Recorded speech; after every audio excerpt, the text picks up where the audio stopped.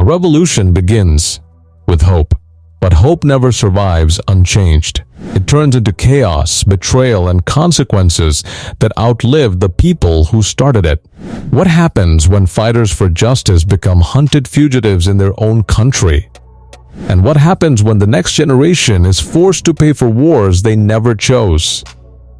The birth of a broken revolution. The story of one battle after another begins with a radical revolutionary group known as the French 75, a modern reinterpretation of 1960s counterculture activism. At the center of this group is Bob Ferguson, formerly Yeto Patpati, and his partner Perfidia Beverly Hills alongside other activists fighting against state oppression. Their actions are extreme but ideological. They believe they are reshaping a broken system. But every revolution carries its own expiration date. Their missions escalate quickly: bank robberies, power grid disruptions, and freeing detained migrants. These acts are not random violence. They are political statements against systemic control. But from the beginning, something darker runs beneath the surface. Because every action creates a reaction. And every revolution creates enemies. The collapse of idealism. The film draws inspiration from real historical movements of the 1960s and 1970s, especially anti-war and civil rights activism that fractured under pressure from state surveillance, internal betrayal, and violent suppression. Just like those movements, the French 75 begins to fall apart. Members scatter. Trust breaks. Ideology weakens under pressure. Revolution is not destroyed in battle, it is destroyed in exhaustion. As government forces tighten control, the activists are forced into hiding, shifting from public rebellion to survival mode. What once felt like a mission for justice becomes a desperate attempt to stay alive. This collapse sets the foundation for the central theme of the film. Every revolution eventually becomes a memory carried by those who survive it. Perfidia and Lockjaw, the dangerous connection. One of the most complex threads in the story is the relationship between Perfidia and Colonel Stephen Lockjaw, a high-ranking military officer assigned to track the French 75.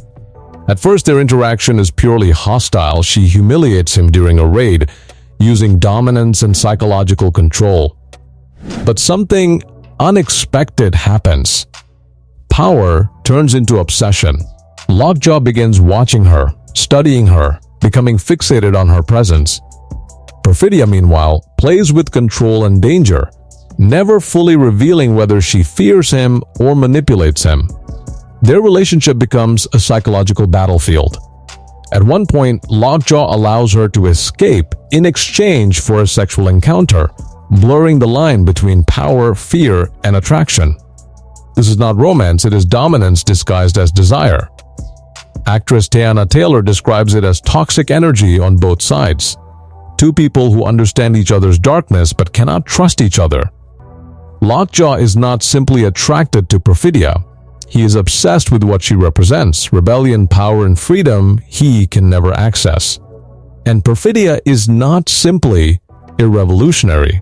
She is unpredictable, unstable, and driven by conflicting emotional impulses. Their connection becomes symbolic of something larger: the attraction between control and chaos. Inherited consequence. The heart of the story. The core theme of the film is inherited consequence, the idea that the actions of one generation shape the suffering of the next. Perfidia eventually becomes pregnant and gives birth to Willa, a child born directly into political chaos, fear, and instability. But instead of safety, Willa inherits secrecy, displacement, emotional instability, constant danger. She is born into a war she did not choose. Perfidia's psychological collapse intensifies after childbirth. She struggles with postpartum depression, fear, and guilt. Her loyalty to the cause weakens as survival instincts take over. Eventually, she makes a devastating choice, betraying members of the French 75 in exchange for reduced consequences. This act shatters Bob emotionally and fractures the revolution completely. The revolution didn't die in battle, it died in betrayal. Bob Ferguson, the man left behind. Bob Ferguson is left alone to raise Willa while living in hiding.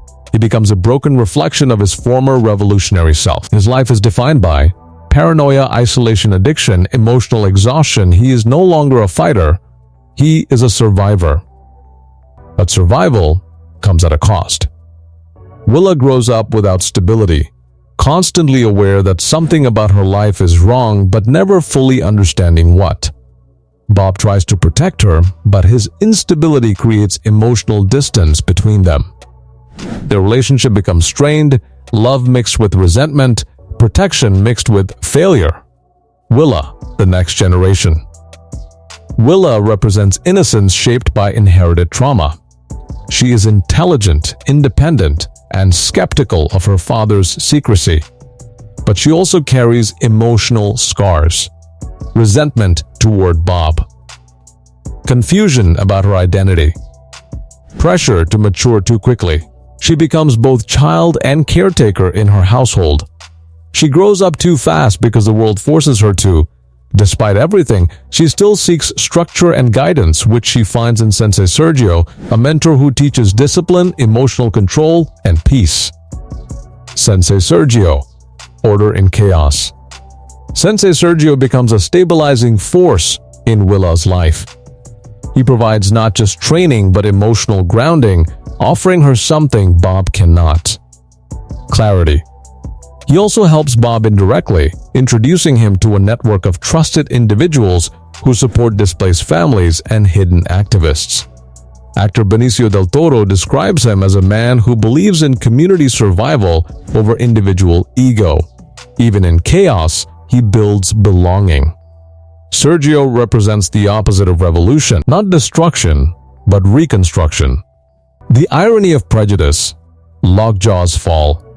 Colonel Lockjaw represents one of the most ironic character arcs in the film. While he enforces systems of control and prejudice, he is deeply obsessed with belonging.